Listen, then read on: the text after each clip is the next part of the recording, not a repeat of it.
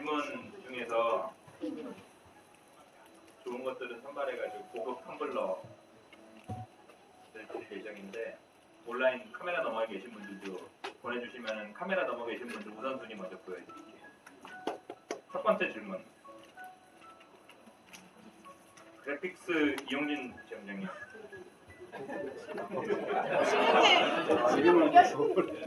뭐 뽑기 운도 좋으시네요. 뽑히면 좋은데? 마음에 안 들면 안 들을 수도 있어요. 일단 빼야지. 자, 이용진 지점장님 궁금하신 거는 한계를 벗어나자라는 얘기에서 업무 스케줄의 한계, 업무 역량의 한계, 주 고객 업무 패턴에 대한 구조적인 변화, 방법에 대해서 알고 싶습니다라고 말씀을 하셨었는데 우선 제가 질문 정확히 이해했는지 한번 말씀드려볼게요. 그러니까 업무 스케줄의 한계라는 게 우리가 24시간을 하다가 24시간을 안 하는 거 뭐 이런 거 아니 그런 건 아니고요. 네. 어찌 보면 이제 그 대부분의 영업하시는 분들이 공감하실 얘기 같은데 네. 16년이 됐는데 16년 전에 영업을 했던 사람들이 지금 16년이 지난 지금에서도 업무에 대한 고민하는 게 똑같다는 그 문제가 있다고 생각합니다.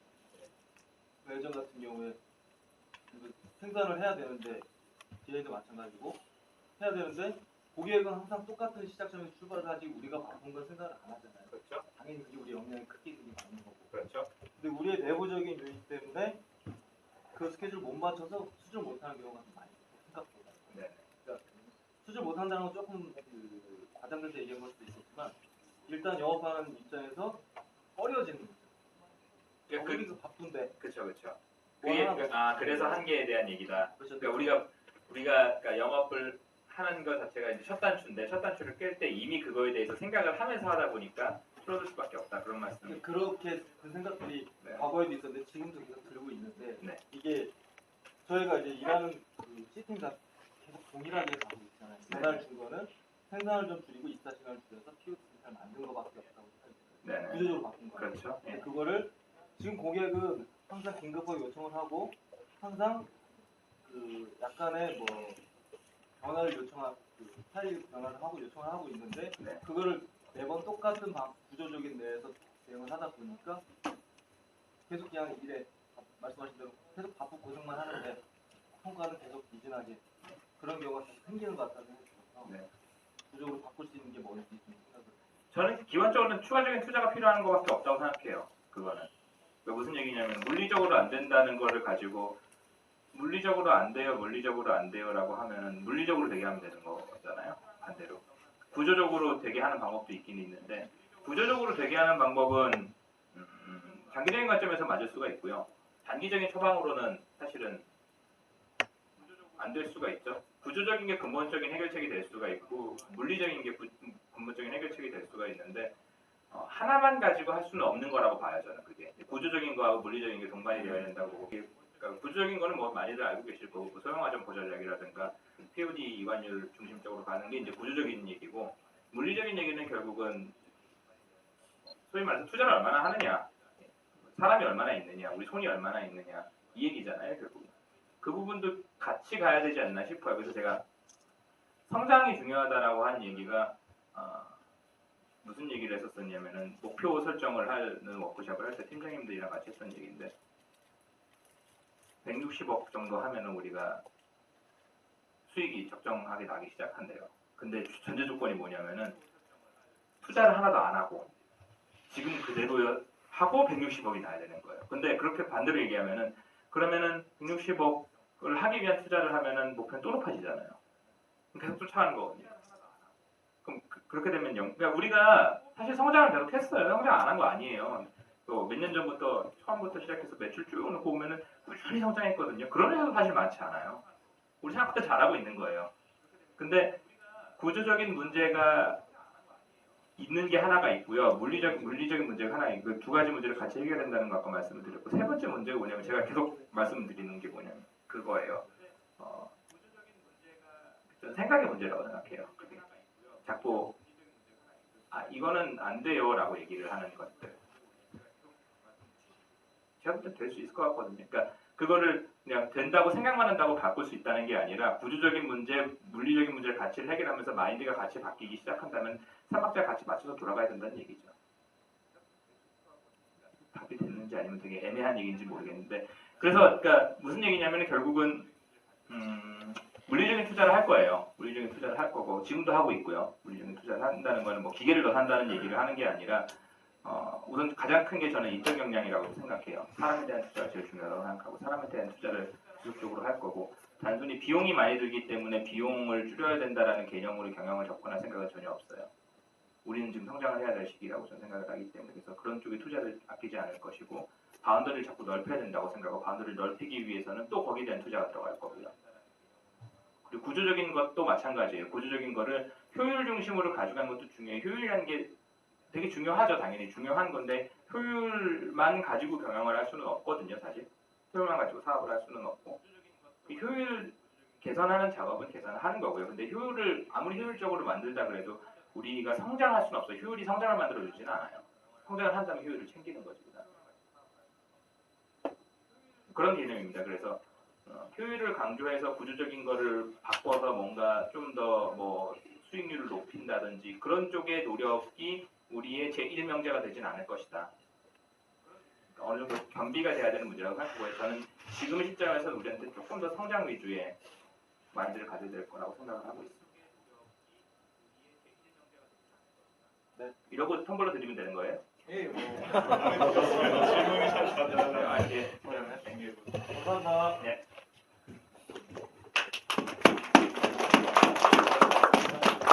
본인 질문이 꼭 뽑혔으면 좋겠다라고 생각하시는 분 계신가요?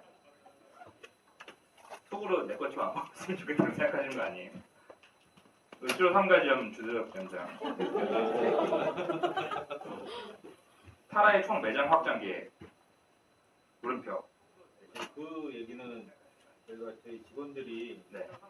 비전이 있어야 된다고 생각하거든요. 일을 할 때. 네. 근데 지금 매장은 정해져 있고 영업사원들은 계속 일을 하고 있는데 매장 어느 정도 일했을 때 진급을 하거나 뭐 지원장이 될 수 있는 기회가 언제쯤 있을지 그 비전을 제시해줘야 어느 정도 더 효과가 나지 않을까 생각합니다. 그거에 대해서 사실 고민을 많이 하고 있어요. 무슨 얘기냐면은 이게 하나의 문제가 아니라 한 두 가지 문제가 복합적으로 얽혀 있는 거거든요. 하나는 말씀하셨던 이제 비전에 대한 얘기, 내가 어떻게 내 커리어 개발을 어떻게 해야 될지에 대한 고민들 다 하고 계실 거고 회사에서 그걸 제시해주지 못한다면은 제가 아까 인적 능력에 대한 투자를 하고 싶다 그랬는데 그게 아무 소용이 없어지는 거니까요. 그게 되게 중요한 거고 두 번째는 뭐냐면 지점 확장을 어떻게 해야 되는가에 대한 문제예요. 두 번째는. 그러니까 단순히 자리를 만들기 위해 지점 확장을 할 수는 당연히 없고 이제 사업 기회가 충분히 있어야 된다고 판단하는 건데 지금 제가 뭐 몇 개를 더 열겠다라고 말씀을 드릴 수는 좀 없는 것 같고 원칙에 대해서만 설명을 드릴게요. 제가 어떤 원칙을 갖고 있는지 그거에 대해서. 우선 첫 번째는 고객을 만들면서 지점 확장을 하고 싶고요. 고객을 만들면서 하고 싶은데 새로 뭐 신규를 따와가지고 고객을 만들어가지고 지점 확장을 할 수도 있겠지만 개념을 좀 바꿔보고 싶어요. 그러니까 우리가 지금 지역별로 지점들이 있는데 실질적으로 지역에 굉장히 집중해서 영업을 할 수 있는 데도 있고 조금 아닌 데도 있어요. 뭐 지점장님도 다 동감하실 거예요 아마. 그렇다 보니까 인근뿐만 아니라 굉장히 먼 데까지도 영업을 해야 될 수밖에 없는 상황들도 많이 발생을 하고 그래서 그거를 개발할 수 있는 지역들을 조금씩 생각해 보면서 거기에 있는 고객들을 조금씩 포섭을 해가지고 지정화시키는 게 좀 더 합리적이지 않을까 싶어요. 아직까지 뭐 명확하게 뭐 어디에 몇 개를 세우겠다라는 거를 말씀드리기는 조금 어려운 부분이 있어요. 뭐 수면 위에 떨어오는 게 몇 개 있어서 이제 상암점 이번에 만든 거라든가 아니면 마포 쪽이라든가 이런 거는 뭐 지속적으로 논의가 되어 왔으니까 그쪽 상권은 당연히 제일 후보순위를 좀 생각을 하고 있는 거고 그 이후의 계획 같은 경우에는 아직까지는 뭐 명확한 계획은 없지만 기본적으로는 고객에 맞춰가지고 지점 설계를 하겠다라고 말씀을 드릴 수 있을 것 같아요. 그리고 그 질문은 아니지만 그 엮여 있는 질문에 대해서 말씀을 드리자면은 커리어 개발은 제가 진짜 중요하게 생각하는 것 중에 하나예요. 커리어 개발하는 거야말로 뭐 금전적인 보상도 굉장히 중요하지만 커리어 개발되는 게 사실은 훨씬 더 중요한 거거든요. 월급은 사실은 오늘 받다가 내일 못 받을 수도 있는 건데 커리어 개발되는 거는 자기 자산이 되는 거잖아요. 아까 제가 일에 대해서 말씀드렸던 거라. 그거는 진짜로 제가 고민을 많이 하고 있는 부분인데 그래서 좀 그 트랙을 만들고 싶어요. 현장도 마찬가지고요. 지원 부분도 마찬가지고요. 내 커리어를 어떻게 개발해서 어떤 역량을 좀 가지고 올 수 있고 어떻게 인정받을 수 있는지 커리어 이 트랙을 좀 만들고 싶어서 그 작업을 사실은 제가 작년에 전략기획 때부터 조금 하던 작업이었는데 그게 너무 일원화되지 않고 여러 가지 옵션이 있어야 된다고 생각을 해요. 그래야지 본인의 상황에 맞게 본인의 역량에 맞게 선택을 할 수 있으니까 그래서 그 선택을 할 수 있는 옵션들을 만드는 게 지금 중요한 거라고 생각이 돼서 그쪽으로 조금 포스를 둘 생각입니다.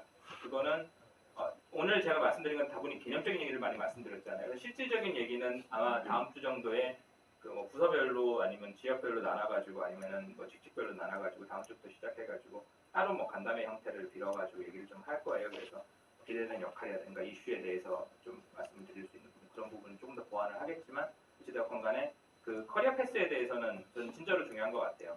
우리의 그 인사정책의 가장 기본이 돼야 되는 부분이라서 그 부분에 대해서는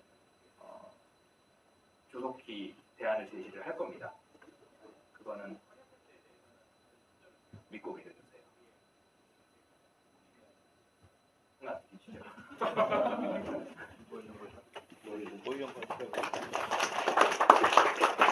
몇 명밖에 안 나오지?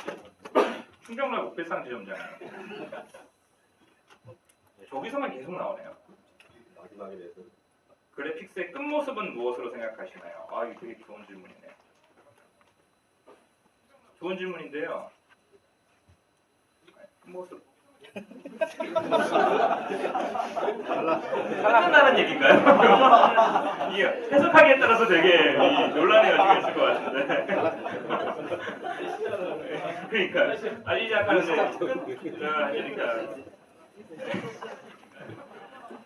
뭐 어떤 의미인지는 알아요. 이제 끝이라는 게 이제 회사가 끝난다는 얘기가 아니라 이제 궁극적으로 최종 지향점이 어디라고 생각하느냐 그거를 여쭤보신 거라고 생각이 되는데 제가 아까 그 말씀드렸잖아요. 한계를 좀 부셔보자. 왜 갖고 있냐면 확장을 시켜가지고 한계를 부셔보자라는 말씀드렸잖아요. 우선 지금 제가 생각하는 끝은 아니고 중간 끝 정도는 중간 끝 모습 정도 되는 거는 저는 우리 서비스 범위를 굉장히 많이 넓히고 싶어요. 제가 그 신년할애 때 발표했을 때 얘기했던 게 우리는 제조회사가 아니다. 서비스 하는 회사다라고 비즈니스 서비스 하는 회사라고 말씀드렸잖아요. 비즈니스 서비스의 영역이 굉장히 넓어요. 사실은. 굉장히 넓은데 소위 말해서 아이템들이 되게 많죠. 회사들한테 제공할 수 있는 서비스라는 게. 근데 그거를 쉽게 우리가 시도를 못하는 게 우리가 잘 몰라서 그렇거든요. 사실은. 다른 서비스가 우리가 인쇄 관련된 거를 벗어나서 다른 서비스를 제공하자 그러면은 뭐 아는 것도 없는데 뭘 어떻게 해 라고 쉽게 생각할 거예요. 저도 그러니까요. 근데 반대로 우리 정도 되는 비즈니스 서비스 영업력을 가진 회사가 별로 없어요. 서울 시내, 그러니까 서울 수도권의 대부분의 회사들이 있잖아요. 우리나라는 지방에 있는 제조업들이 대부분 돌아가는 거죠. 비즈니스들이 대부분인데 서울 중심에 있는 서울 시내 거의 전역을 커버할 수 있는 영업망을 갖추고 있는 회사들이 거의 없거든요. 그러니까 사실 우리 굉장히 큰 강점이에요. 다른 회사들이 갖추지 못한. 그거를 활용해 가지고 아이템만 추가한다면은 사실은 변화하는 게 그렇게 어렵다고 생각이 들지 않고 물론 어렵겠지만 불가능한 거라고 생각이 안 들거든요. 반대로 아이템들을 갖고 있는 회사가 영업망을 확충하는 거 되게 어려운 일이에요. 생각보다. 우리도 지점 하나 낼 때면 되게 힘들잖아요. 심지어 우리 같은 업을 가지고 지점을 하나 내는 건데. 근데 우리는 그게 이미 깔려 있는 거예요. 어느 정도. 그래서 그 영업망을 활용하는 쪽으로 비즈니스 모델을 가져간다면은 저는 훨씬 더 우리가 하는 그 영역을 넓힐 수 있는 방법이 있다고 생각이 들어요. 그래서 공부해야죠. 그거는. 공부하고 경험을 쌓아야 되는 부분이 많다고 생각하고요. 끝모습이라기보다는 우선 현 시점에서 제가 지향하고 싶은 모습이 그렇다고 말씀드리고 싶습니다. 그래서 당연히 우선 우리가 당면한 과제부터 집중을 해야 되니까 인쇄물 관련된 비즈니스 서비스에서 우리가 최고의 레벨을 성장할 수 있도록 우리의 이 영역 안에서의 전문성하고 우리의 버라이어티를 가져갈 수 있는 것이 우선 첫 번째 과제인 것 같고요. 그 다음으로 우리가 그 한 단계 넘어서의 생각은 진짜 비즈니스 서비스를 받고 싶을 때에 찾는 곳이 타라로 만드는 것이 그 다음 단계일 것 같아요. 그건 좀 먼 얘기죠 사실은.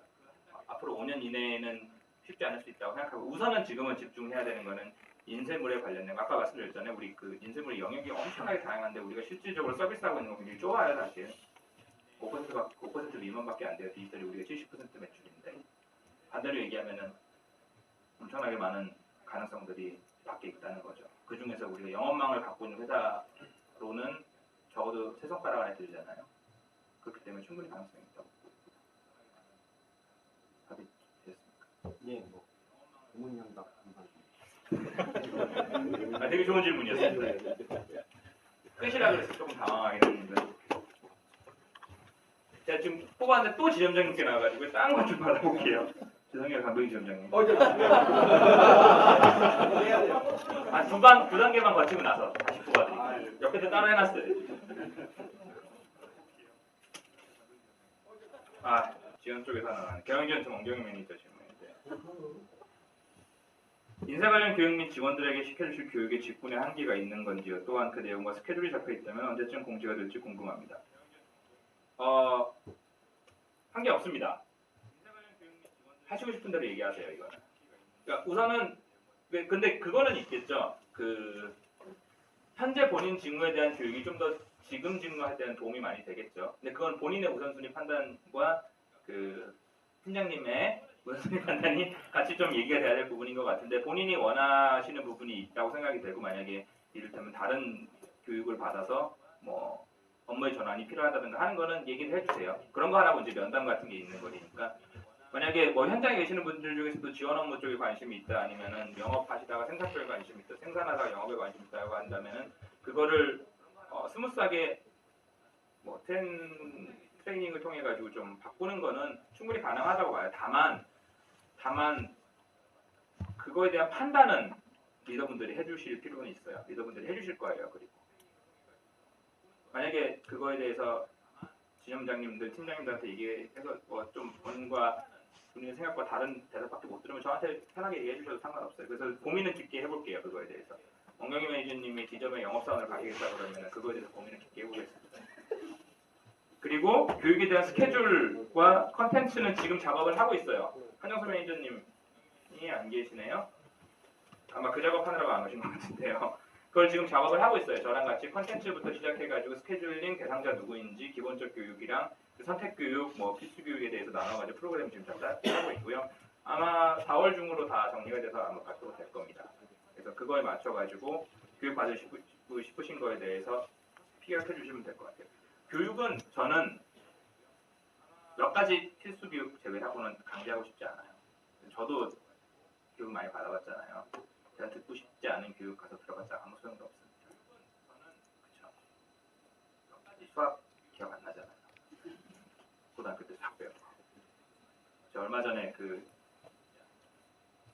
TPS에서 그 초등학생용 만화 전집을 무슨 기념품을 준다고 해서 선물을 받았는데 그거 열어보고서 깜짝 놀랐어요. 나는 왜 초등교육을 분명히 받았는데 이런 내용을 모를까 하고. 답이 그랬습니다.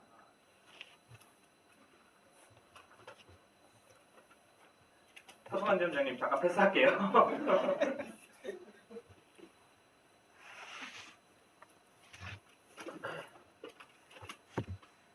디자인팀 이슬 매니저님 가줄 거야에 대한 조금 더 구체적인 계획이나 방향이 궁금합니다. 가줄 거야 점점은 가줄 거야 점점은 대부분 사실은 저는 우선 첫 번째는 교육에 포커스를 맞추고 있어요. 교육에 포커스를 맞추고 있고 그게 약간 수박 겉핥기식 교육이나 그냥 한번 경험해보는 교육이 아니라 실제로 좀 도움이 될 만한 교육을 하고 싶어요. 이를테면 영업단에서 새로운 품목에 대해서 좀 영업을 하고 싶다 했을 때 적어도 고객한테 가가지고 잘난 체는 좀 할 수 있을 정도의 교육을 해야 된다고 생각하거든요. 그게 되게 필요한 것 같아요. 지금. 그리고 우리가 생각 못했던 것 같은 거 이를테면은 화이트데이인데 우리 사탕 나간 거 지금 한 2군데서 문의가 들어왔어요. 그런 거 해줄 수 있냐고. 근데 그거를 그냥 업체 어디에서 했어요라고 알려주는 게 아니라 우리가 팔면 되잖아요. 마진 붙여가지고. 그런 것들을 하나하나 만들어 나가는 것도 하나의 교육이라고 생각하거든요. 그래서 실질적으로 써먹을 수 있는 교육이 되게 필요한 것 같아요. 디자인 같은 경우에도 뭐 전시회 참가하고 박람회 참가하는 것도 되게 좋죠. 그런 것도 굉장히 좋은 건데 실제로 뭐 새로운 툴을 써보신다든가 또 사실 저는 디자인에 대해서 잘 몰라가지고 그건 모르겠는데 그거에 대해서 한번 뭐 팀장님하고 얘기를 해볼 거고 간담회를 통해서 제 아이디어를 좀 받아볼게요. 실제로 도움이 될 수 있는 교육이 뭐가 있는가 업무에 그리고 생산성 뭐 역량을 발휘할 수 있는 교육이 뭐가 있는가에 대해서 좀 생각을 해봐야 될 것 같아요.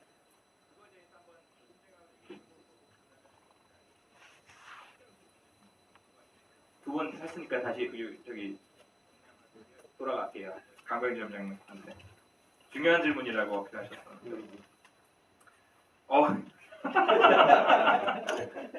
그거 외웠어요? 다 알고 계세요? 저한테 파라그래픽스 대표이사 자리를 몇 년 동안 할 거냐고 물어보셨어요.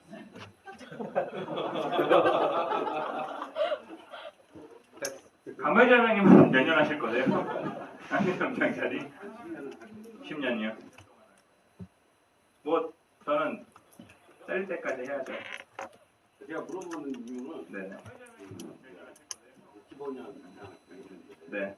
대표님이 3년 이상 나가고 계셨어요. 네. 거의 패턴이 비슷하게 되더라고요.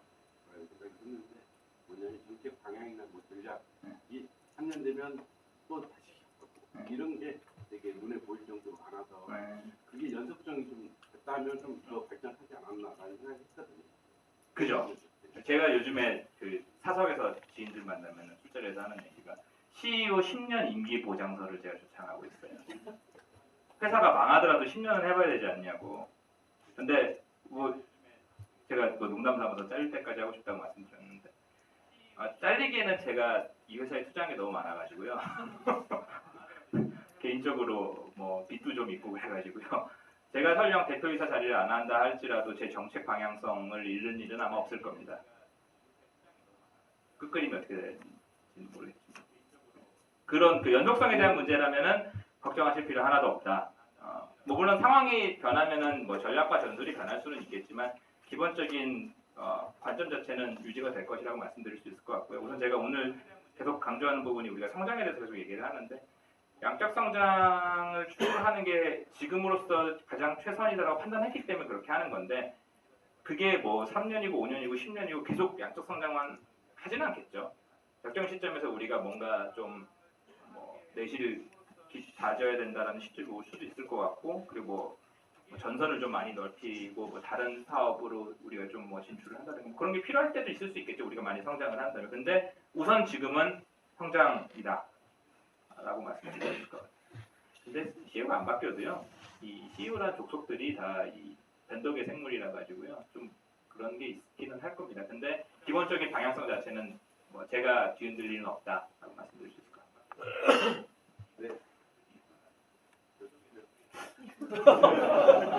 드려도 되는지 조금 의문이 드는데. 서승환 점장님과 아까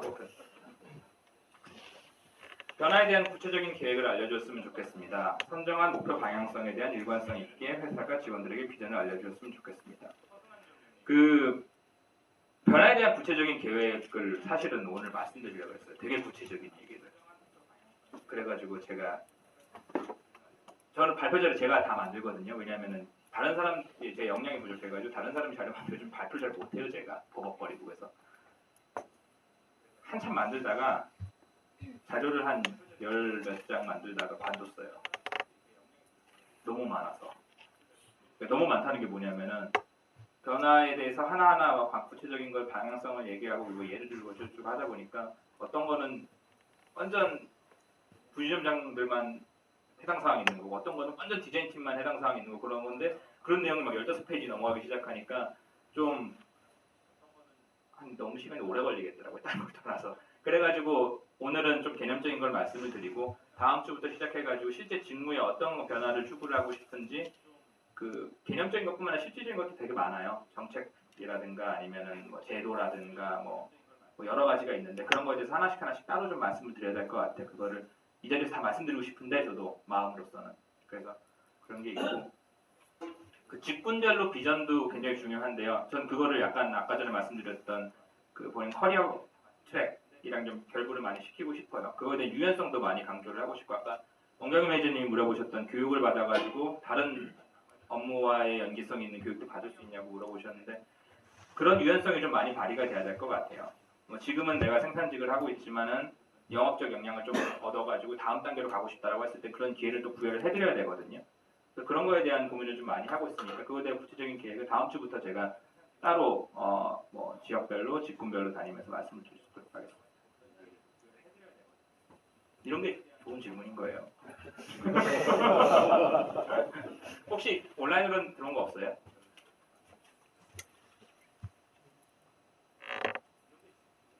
네, 지금 없어요? 우리 오프라인으로 가겠습니다. 야당 대표이신 디자인팀 조원두 팀장님. 이 정치적한테는 아니고요. 아까 전에 좀 웃겨가지고 딱 왔는데 여기만 다 좌석이 차있고 여기 다 앉혀 있어서 제가 국회에서 야당이 보이콧한 느낌이다 그랬거든요. 인식에 대한 변화 시도는 좋으나 새로운 시도에 따른 프로세스 해결 문제는 누가 담당 역할을 하나요? 그리고 두 번째 질문은 현재 각 부서별 업무 프로세스 인식은 얼마나 알고 계신가요? 프로세스 얘기를 하면은 진짜 3일 밤낮 얘기를 할 수 있을 것 같아요. 왜냐하면은 프로세스는 답이 없는 것 같아요. 의사결정 사항이거든요. 어떻게 하세요? 누가 어떻게 하세요?를 순서로 지정해 주는 거니까. 프로세스 해결 문제는 제가 해야 돼요. 사실은.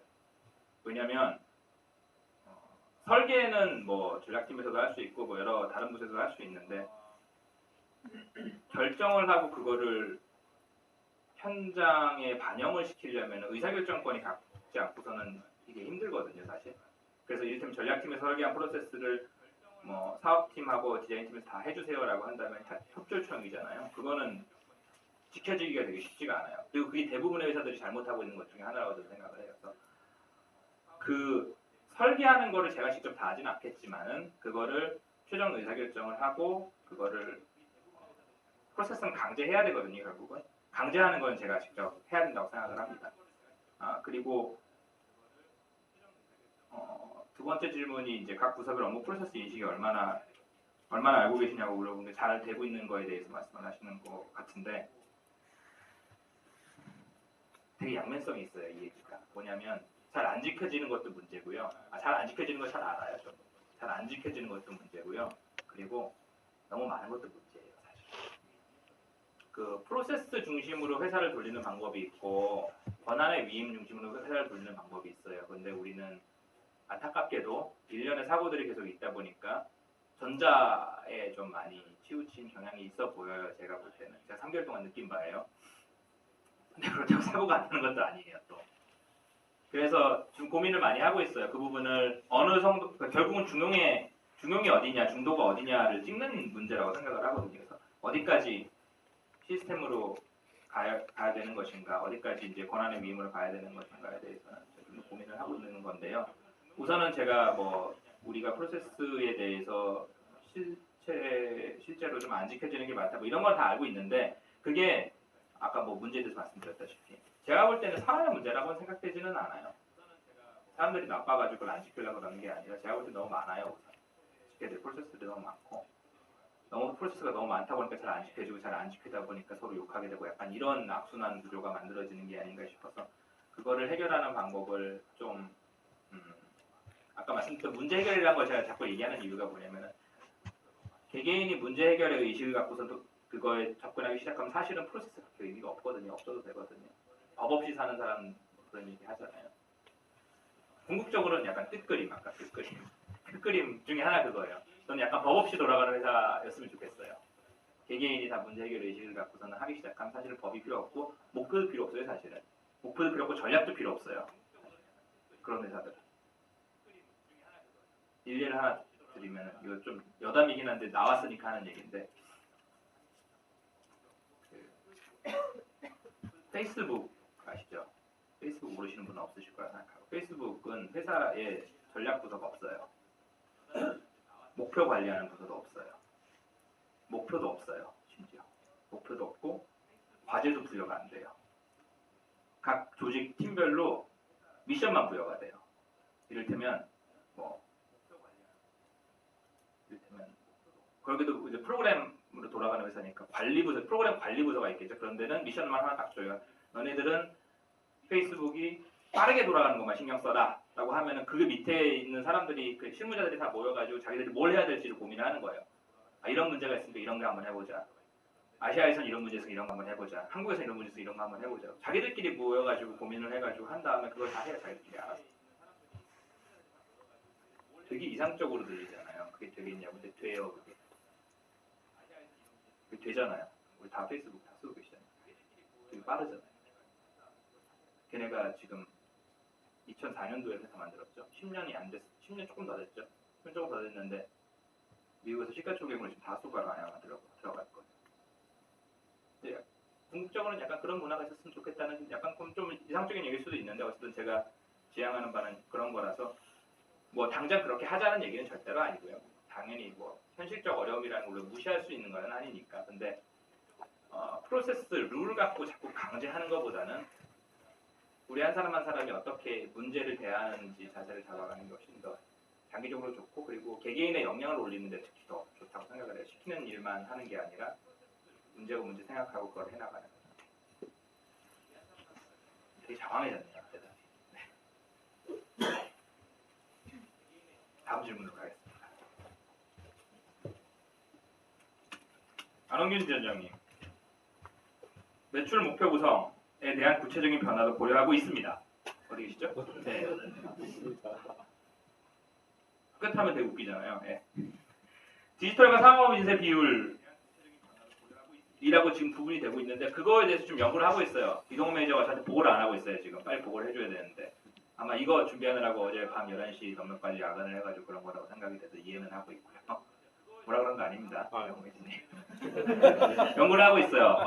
어떻게 그거를 정리를 하고 발표를 해야지 혼란이 없을지에 대해서. 근데 변화는 추구를 할 겁니다. 지금 하는 것 자체가 문제가 있고 나쁘다라고 생각하는 게 아니라 그거보다 전략 방향에 대한 성장의 방향에 대한 그리고 아까 뭐 한계를 넓힌다 그런 얘기를 했잖아요. 그거에 좀 더 맞는 프레임이 있을 거라고 생각이 들어요. 그래서 그거를 지금 연구를 하고 있습니다. 디지털하고 상업 인쇄 단어나 뭐 이런 것도 네, 그러니까 전체적으로 다 재검토를 하고 있는 거예요. 디지털 상업이라는 게 여태까지 우리가 쭉 갖고 온 거고 어느 정도 효과도 봤다고 생각을 해요. 근데 그게 우리가 끝그림까지 자꾸 얘기하게 되네요. 끝그림까지 가는데 완벽하게 맞는 것인지 아닌지는 잘 모르겠어요. 제가 원하는 전략 방향하고도 맞는지도 모르겠고 그래서 우선은 지금 전략 마케팅 팀에서 그거를 검토를 하고 있어요. 이게 우리 전략 방향성하고 맞는지 그리고 적정한지 변화를 줬을 때 혼란이 있을 수가 있는 건지 아니면은 현 시점에서의 뭔가 조그만 변화로서 수정으로서 가져가야 되는 건지에 대해서 그래서 그것도 조만간 정리가 다 될 것 같아요. 그래서 혼란이 최대한 없도록 이해하기 쉽도록 제가 설계를 해가지고 말씀드리도록 하겠습니다. 네, 상품 몇 개 남았나요? 6개 남았습니다. 6개 남았습니다. 온라인으로 들어온 거 있으면 얘기해 주세요. 거긴 우선권 드린다 그랬으니까. 강남 2호점 가격상 지점장님.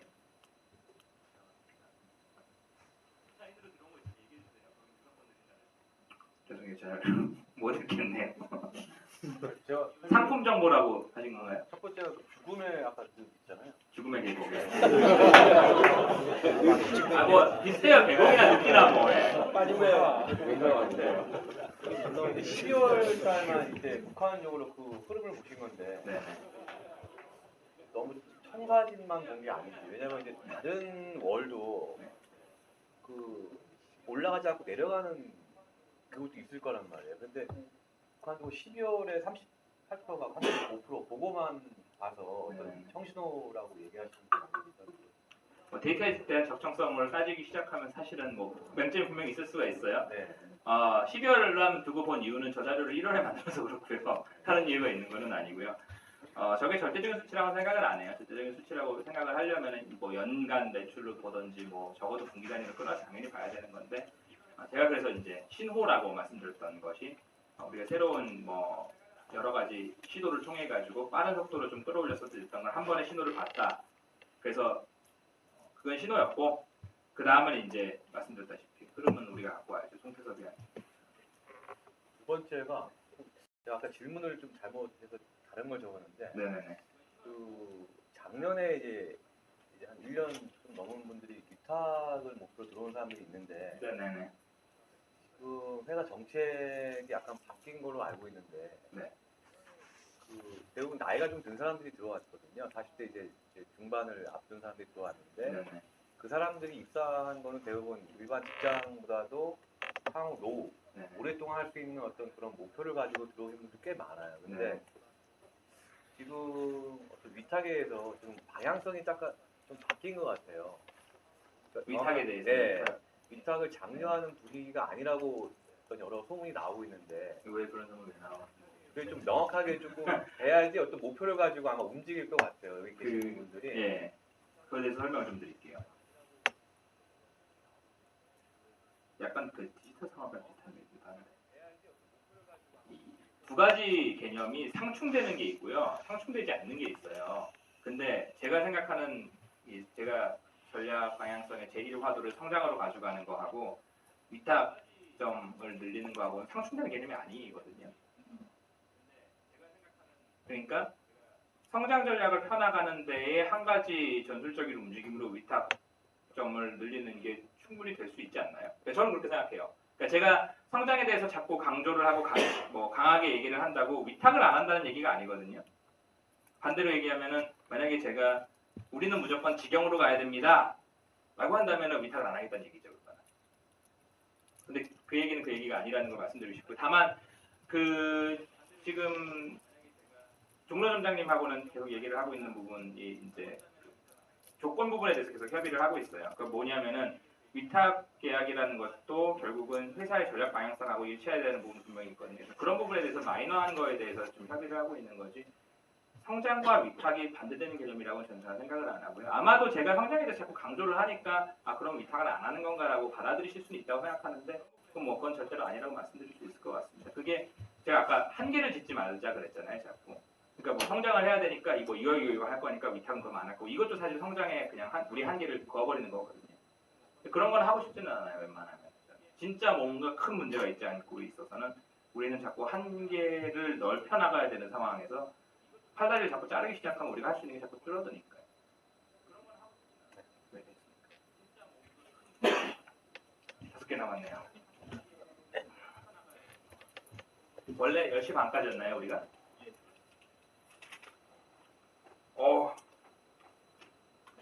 길어요. 진짜 표승거 점장님. 문제 해결을 잘하는 사람, 함께 같은 생각을 할 수 있는 교육이 필요하다. 함께 행동할 수 있는 프로세스 개선이 필요하다. 생산 디자인 등 인력의 문제 해결, 수주 산업의 특성에 맞는 인재 양성, 공평한 평가 기준 마련. 네, 다 맞는 말씀이시네요. 질문 좀 하고 싶었던 거는 네네네. 두 가지인데, 두 가지 중에 이제 저는 한 가지만 이제 우선 여쭤보고 싶어요. 네네네. 지금 인력 때문에 굉장히 많은 고민을 많이 하고 있고, 네. 현재도 하고 있잖아요. 네. 그러니까 지금 최근 한 3년 정도 보면 거의 전 인원이 바뀔 정도로 인원이 다 바뀌었어요. 네네. 네. 물론 뭐 계신 분도 계시겠지만, 네. 뭐 150명이면 150명 3년 안에 다 바뀐 거죠. 그러면 앞으로 그 인력에 대해서 변화를 어떻게 좀 이끌고 가실 건지, 똑같은 거는 반복돼서는 안 되는 거잖아요. 그렇죠. 네, 그런 관련 쪽에서 질문을 드리겠습니다. 제일 제가 작년부터 계속 했던 얘기거든요. 사실은 인력 안정이 우리한테 절대적이라는 거에 대해서 가장 근본적인 해결책은 저는 문화라고 생각을 해요. 딴 건 다 중요하죠. 뭐 처우 조건도 중요하고 근무 환경도 중요하고 다 중요한데 가장 근본적인 건 문화라고 생각하는데, 문화는 뭔가 뭐 하나 한다고 바뀌는 거는 절대로 아니니까요. 그거는 굉장히 장기적인 관점에서 해결을 해야 되는 거고, 단기적으로 해결할 수 있는 거에 대해서는 그 구체적인 방안에 대해서 계속 좀 하나씩 정리를 하고 있어요. 사실 아직 뭐 피부로 확 와닿는 큰 변화가 있으시진 않을 수가 있겠는데, 단기적인 변화에서 조금 합리적인 소위 말하는 인사 정책을 좀 피고 싶어요.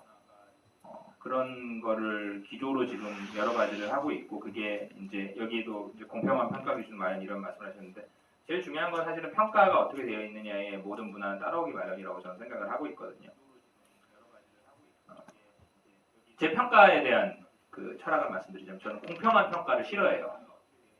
공평하다는 건 다 똑같은 평가를 받는다는 얘기거든요. 저는 그걸 제일 싫어합니다. 공정한 평가가 필요하다고 생각해요.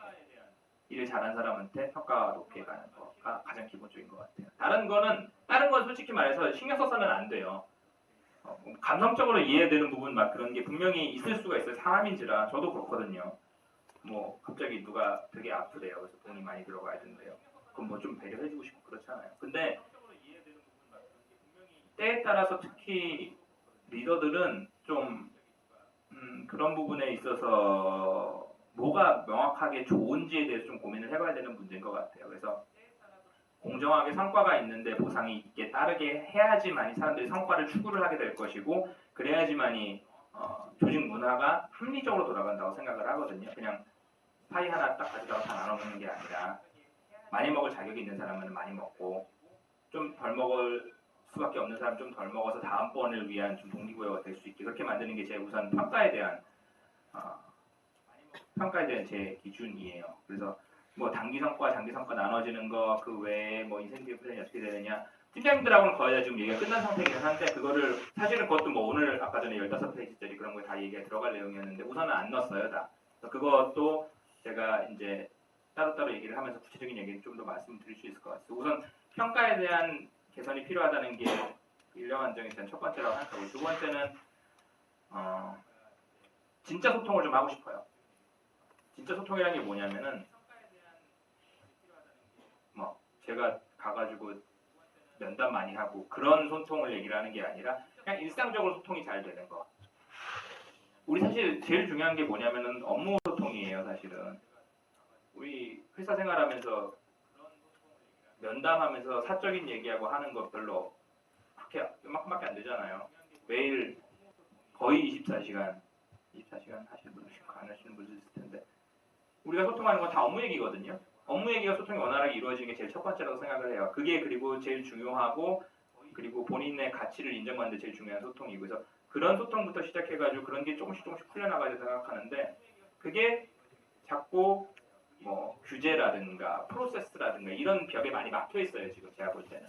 그래서 그런 소통을 좀 트여주는 것이 우선 소통 문화를 조금씩 만들어가는 거고 그리고 뭐 따로 뭐 리더분들하고는 또 워크숍을 또 하겠지만 리더의 역할이라는 게 굉장히 중요한 것 같아요. 그래서 리더의 역할을 조금씩 변화를 주면서 근무 환경 그러니까 제가 첫 이메일을 다 보냈을 때도 그 얘기를 했는데요. 일할 만한 회사를 좀 만들고 싶다고 그래서 그런 거를 만들어 나가는 게 그다음 스텝인 것 같고요. 그래서 좀 두서없이 얘기했는데 정리를 하자면은 평가제도를 합리적으로 그러니까 공정하게 만드는 거 그리고 리더들의 역할에 대해서 다시 한번 얘기를 하는 것들이 있을 것 같고요. 아무 생각 없죠, 저희. 너무 두서없이 해서 기억이 잘 안 나네요. 소통에 대한 얘기 세 가지. 그러니까 지금 현재로서는 제일 좀 당면 과제인 것 같아요. 그래서 그쪽을 좀 많이 내만지고 싶고, 뭐 기저에 깔린 거는 또 뭐 처우 개선이나 이런 부분 당연히 따라와야 되는 부분이라고 생각을 합니다. 그래서 여태까지 우리가 16년 됐는데 여태까지 한 번도 제대로 좀 마음 내키는 대로 보상을 못 했어요, 많이. 그게 사실이에요. 근데 올해는 내년 어떻게 올해는 봐야 되는데 올해는 조금 더 보상 체계를 강화시키고 싶은 게 뭐냐면은 회사 사정이 안 좋기 때문에 보상을 자꾸 줄여나가기 시작한다면은 그것도 한두 번 하는 거는 뭐 서로 상호간에 고통 분담 차원에서 이해를 할 수 있는 부분이죠. 그게 지속돼서는 안 된다고 생각하거든요. 기본적인 생활에 대한 너무 심각한 고민을 할 필요는 없을 정도의 구조는 되어줘야 된다고 생각해요. 그래서 제가 조금 그런 쪽에 신경을 좀 더 쓰자라고 지금 생각을 하고 있는 부분인 거고 그게 좀 일종의 하나의 투자라고 생각이 되고 어떻게 보면 하나의 승부수라고도 생각이 되고요. 회사에 대한 비용 부담은 당연히 늘어나는 거니까요.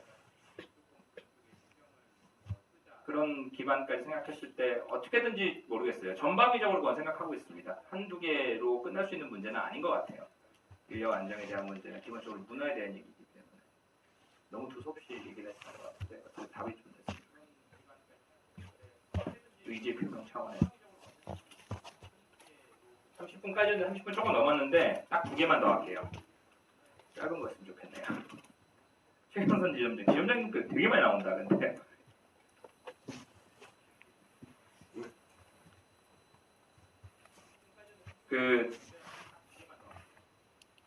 어디 계시죠? 여기 있습니다. 네. 질문을 뭘 주셨냐면은 그 변화에서 마인드적인 부분이 아니라 구체적인 거에 대해서 질문하셨는데 그거는 제가 따로 다 한번 말씀드리겠으니까 시간 관계상 좀 패스를 할게요. 두 번째도 약간 비슷한 것 같은데 도전적인 마인드의 변화를 위해서 고려하는 계획이나 일정에 대해서 디테일이 좀 궁금하신 것 같은데 그것도 별도 세션을 통해 가지고 좀 더 구체적인 말씀을 좀 드릴 수 있도록 하겠습니다. 좀 이쪽에서 좀 나오는 질문들을 한두 개 더 건드리고 싶어서 박은혜 매니저님. 소통이 어려운 고객에게는 어떻게 대응을 해야 할지 난감할 때가 한두 번이 아닌데 이럴 때는 어떻게 해야 할까요? 어떻게 해야 돼요? 저도 궁금해서. 저희는 네. 저희도 이제 네. 업체랑 이제 소통을 하다 보면은 네네. 말이 되게 안 되는 때가 많아요. 그렇죠. 근데 개인적으로는 좀 지르고 싶기도 하고 그런데 이제 또 이제 회사 입장에서도 보면 지르는 게 뭐예요? 막 지를 수는 없잖아요. 네. 거기에 대한 꺼져 이런 거 하고 싶어요. 그러니까 거기에 대한 이제 회사가 이제 뭐 이제 이 정도까지는 좀 회사 차원에서 이제 좀 이렇게 가이드라인이 있었으면 뭘 좋겠다. 해주겠다고 이런 게 있다고 하면 좋을 것 같아요. 그거 좀 고민해봐야 되는 문제인 것 같기는 해요. 네. 이제 제가 지금 생각해서 컷할 수 있는 문제는 아닌 것 같기는 한데 막말하면 전화 끊으세요 그냥. 그냥요? 아, 그래도 돼요? 그래도 돼요. 네. 막말이라는 게 기준이 애매하긴 하잖아요. 근데 뭐 기준이 욕을 한다든지 막 그런 사람이 무작정 있으면 뭐 이렇게 그냥 할 수 있잖아요. 해주세요. 뭐 이렇게 막 그런 걸 막말을 끊으라는 얘기는 아니에요. 그건 막말은 아니에요. 그게 막말은 아니지만 네네. 저희 쪽에서도 이제 받아들이는데 작업적으로 하다 보면은 한계가 있잖아요. 근데 고객은 이제 그런 거를 이제 생각을 안 하고 자기가 원하는 것만 자꾸 이게 받으려고 하다 보니까 저희는 이제 일정도 맞춰야 되고 자꾸 그거를 들어주다 보면은 이게 일정이 늦춰질 때가 있는데 이제 그런 건 생각을 안 하잖아요.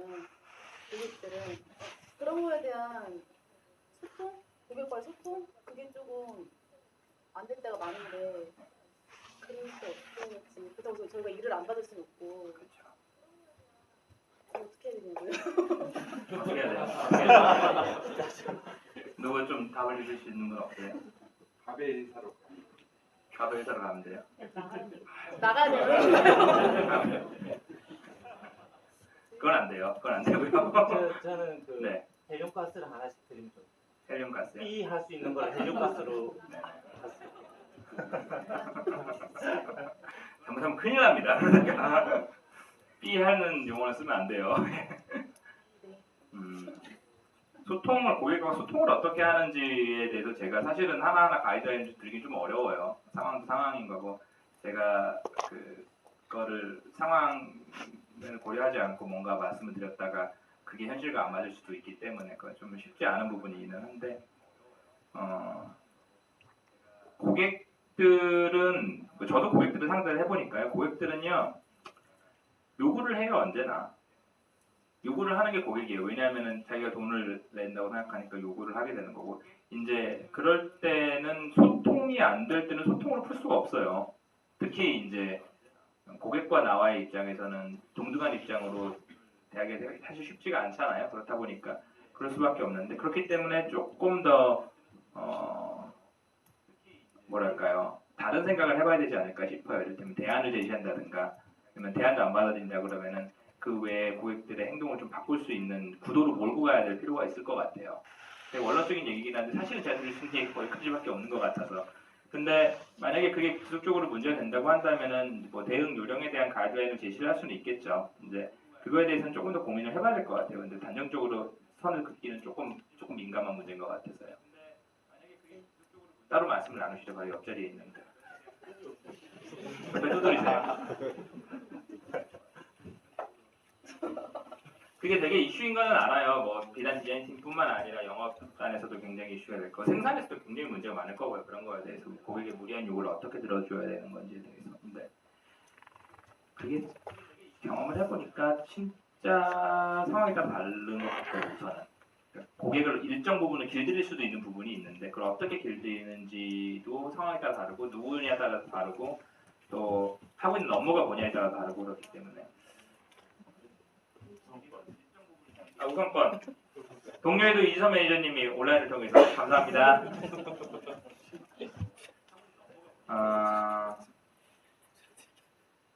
그룹웨어 메일 용량 확대 했으면 좋겠다. 저도 했으면 좋겠어요. 저도. 제가 이거 관리하는 게 TPS 셀러코팅에 관리하시는데 제가 5기가만 해달라고 저한테 제가 저도 나름 대표니까 푸시를 좀 했는데 3기가밖에 안 해주시더라고요. 뭐 그렇게 뭐 돈 드는 일이라고. 그래서 지금 그 그룹 전체 차원에서 그룹웨어를 전체적으로 좀 손보려고 프로젝트를 진행하고 계세요. 박영훈 팀장님이 해주실 거예요. 이 이선 매니저님 박영진님한테 물어보시면 돼요. 어떻게 하고 있냐면 방향성을 그룹웨어를 그 클라우드 베이스로 좀 옮길 거예요. 지금 많이들 어려워하시는 게 막 그룹웨어 다운되면은 메일도 못 쓰고 그리고 막 뭐 용량도 부족하고 퇴사될 발생은 데이터만 날라가고 막 그러잖아요. 그런 걸 한 번에 좀 해결할 수 있게 지금 그 M모사하고 협의 중에 있습니다. M모사와 G모사와 저희가 제안을 받아봤고요. 현재는 M모사가 조금 더 나은 것 같아서 그쪽에 협의 중에 있는데 클라우드 베이스 서비스로 옮길 거고 그렇게 되면 시스템 안정성이나 뭐 그런 부분은 걱정 전혀 안 하셔도 될 거고 아마 사용하시는 데도 훨씬 더 편할 거예요. 업무 환경 좀 개선 차원에서 이거는 아까 말씀드렸던 투자 중에 하나로 꼭 필요한 투자 중에 하나인 것 같아서 도입을 할 예정입니다. 아마도 거의 따라 나오는 건 이제 개인 메일은 그렇게 되면 사용을 못하게 되겠죠. 외주업체 현황 정리를 말씀을 하셨는데 현재 이용하고 있는 외주업체를 지점으로 공유해달라고 하셨어요. 이게 저도 왜 이렇게 됐는지 잘 알고 있거든요. 지점에서 외주업체 원래 따로 다 쓰셨잖아요. 그러다가 이제 POD 쪽을 다 몰아왔는데 뭐 관리 차원에서 그게 필요하다고 해서 몰았는데 그 부분은 다시 지점으로 다 풀기에는 조금 무리가 있어요. 현재로서는 그건 조금 무리가 있는데 다만 외주업체가 어떤 데가 있고 뭘 잘하는 데고 여기가 어떻다는 거는 지금 데이터베이스 작업을 하고 있습니다. 이현석 팀장님이 한 60개 넘게 좀 정리를 해놓으신 것 같아요. 그래서 그거를 우리가 외주업체에서 평가까지 할 수 있게 궁극적으로 도입을 해가지고 갈 수 있도록 지금 했고요. 그거에 필요한 솔루션도 지금 정보전략팀에서 만들어 놓은 게 있어요. 그래서 그것까지 적용시켜가지고 우리가 활용을 할 수 있을 것 같고요. 아마 상반기 중에는 지점에서도 다 쓸 수 있지 않을까 그렇게 생각을 하고 있습니다. 마지막으로 되게 좋은 아이디어가 단체 워크숍을 가자고 하셨는데 진짜 가고 싶으세요?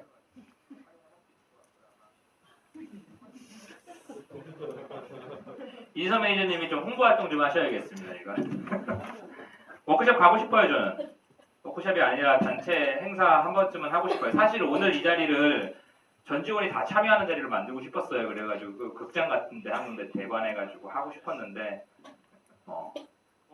섭외되는 데도 별로 없고 우리 인원이 다 들어가는 데가 생각보다 많지가 않더라고요. 요즘에는 다 멀티플렉스가 되나가지고 극장도 좀 작고 그래서 온라인으로 이렇게 하는 것이 훨씬 더 현장에 계신 분들은 도움이 좀 될 것 같아가지고 왔다 갔다 하는 것보다 그렇게 이렇게 했는데 하고 싶어요 이거는. 근데 여러분들이 별로 안 좋아하시는 것 같아서 뭐 다 같이 어디 가자 그러면 이거는 따로 설문조사를 좀 해보든지 할게요. 적어도 제가 지금 꿈꾸고 있는 거 중에 하나는 연말쯤 우리가 한 돈 많이 벌면은 그런 거 갖고 뭐 어디 제주도라도 다 같이 가면 좋지 않을까. 150명이 제주도 가려면 돈이 얼마나 들려나요? 온라인. 동료이도가 동료이도 시청률이 괜찮네요. 동료이도가. 여성인력에 대한 동료이도 최하정 SM님이 보내주신 거네요. 여성인력에 대한 지원이나 방향성 목적이 궁금합니다. 여성인력 제일 큰 화두 중 하나예요. 우리 회사는 여성인력들이 일을 되게 잘하기 좋은 업종이라고 저는 생각해요. 진심이에요 이거는. 왜냐면은 우리가 미디어에 관련된 일을 하고 있는 거예요 사실. 미디어에 관련된 일을 할 때는 섬세함이나 아니면은 이런 뭐 예술적 감각이나 이런 게 되게 중요해요 실질적으로. 그리고 그 감각이라는 게 뭐냐면 안목이거든요. 안목을 갖고 있으면은 고객들하고 얘기하는 게 되게 편해져요 사실. 고객이 딱 얘기를 해봤는데 저 사람이 안목이 있다 싶으면 어느 정도 먹고 들어가잖아요 사실. 저도 전문가다 생각되면 영업단부터 그렇게 뭐 디자인은 말할 것도 없고요. 그것뿐만 아니라 뭐 현장에 있는 모든 직종에 걸쳐서 여성 인력들이 굉장히 좀 뭔가 역량을 발휘할 수 있기 좋은 거라 생각하는데 사실 우리 조직 문화가 여성 친화적이냐 그러면은 잘 모르겠어요 솔직히. 그래서 그거를 좀 많이 바꾸고 싶어요. 지난 작년에 그 SM 직군으로 세 분이 입사하셨죠? 세 분인가요? 네, 세 분이 입사를 하셔가지고 뭐 물론 한 분이 지금 뭐 건강상의 이유로 퇴사를 하시긴 했는데 두 분 들어오신 분이 굉장히 평도 좋고 또 생각보다 걱정했던 것보다 뭐 여성 인력이 현장에서 일하는 게 좀 그렇지 않을까 생각했던 것보다 훨씬 더 성과를 잘 내고 계신다고 해요. 그래서 저는 그쪽에 좀 많이 지원을 하고 싶고 또 그것뿐만 아니라 뭐 물론 남성분들께서는 뭐 여자만 그러는 거 아니냐고 역차별 아니냐 생각하실 수 있는데 기본적으로 우리 조직 내에서는 아직까지 여성들한테 충분한 기회랑 제도가 보장이 되지 않는다고 저는 봐요. 약자라고 봐요. 솔직히 말하면. 그걸 좀 더 배려를 해야 된다고 생각을 해요. 그래서 일정 부분의 예산을 투여를 해야 될 부분이 있다고 생각하고 또 그거를 떠나서 리더십이 우리는 거의 지금 대부분 남성으로 이루어져 있거든요. 그러다 보면은 어쩔 수 없이 남성을 뭐 우대해준다는 개념이 아니라 뭐 발언 하나가 뭐 정책 하나가 그냥 잘 모르니까요. 남성들은 그 여성들이 어떻게 생각하는지 잘 모르기 때문에 어쩔 수 없이 남성들이 편한 쪽을 자꾸 갈 수밖에 없거든요. 그래서 그쪽이 좀 지원을 억지로 해야 된다고 저는 생각을 해요. 그래서 좀 억지로 지원을 할 거예요. 남성분들 너무 서럽게 생각하지 마십시오. 네. 미워서 그러는 게 절대로 아니고요. 다 같이 성장을 하기 위해서는 그게 꼭 필요하다고 생각을 합니다. 그래서 뭐 이를테면은 뭐 출산에 대한 부분, 출산 휴가라든가 아니면 그 복직에 대한 부분이라든가 이런 부분에 대해서 조금 더 과감하게 우리가 가져갈 필요가 있다고 생각을 하고요. 제가 따로 말씀을 드릴 때 그 저희 회사의 무관용 원칙을 3가지를 가져갈 거예요. 그 중에 하나가 성에 대한 겁니다. 그래서 무관용 원칙이라는 거는 절대로 어떤 배경이 있든지 무슨 사정이 있든지 간에 관용이 없다는 얘기거든요. 그래서 뭐 성희롱이나 아니면 성추행 같은 사건이 있었을 때는 절대로 그런 거에 대해서 일말의 여지도 두지 않을 거라는 점은 이 자리를 빌어서 한 번 더 말씀을 드릴게요. 그거에 대해서는 뭐 추가적인 얘기는 따로 저희 세션을 가질 때 좀 더 말씀을 드릴 수 있도록 하겠습니다. 시간 관계상 좀 지금 사실 오버했어요. 좋은 질문들 진짜 많이 주셔서 감사드리고요. 좀 걱정 많이 했는데 온라인으로도 동료의 도전 네.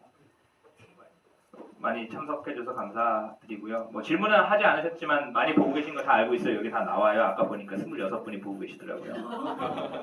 좋아요.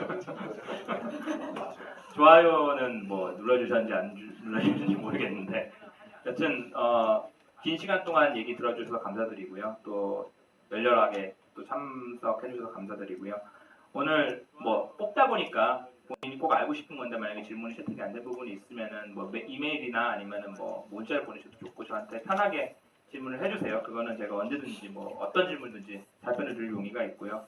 그런 게 좀 불편하시면은 제가 아까 말씀드린 대로 그 그룹별로 세션을 진행할 때 그때 다시 한번 질문 주셔도 좋을 것 같습니다. 오랜 시간 수고 많으셨고요. 열렬한 참가 감사드립니다. 자주 좀 이런 자리 만들게요. 그래서 뭐 분기나 반기에 한 번씩은 뭐 카메라 넘어가 됐든 아니면 현장이 됐든 간에 모여 앉아가지고 한 번쯤 이렇게 얘기할 수 있는 세션들을 적극적으로 좀 갖는 게 좋을 것 같습니다. 제가 어떻게 생각하시는지 여러분들도 알 수 있고 여러분들이 뭘 걱정하시는지도 제가 조금 더 살아있는 생생한 이야기를 들을 수 있어서 되게 좋은 것 같아서 자주 만들도록 하겠습니다. 수고 많이 하셨습니다.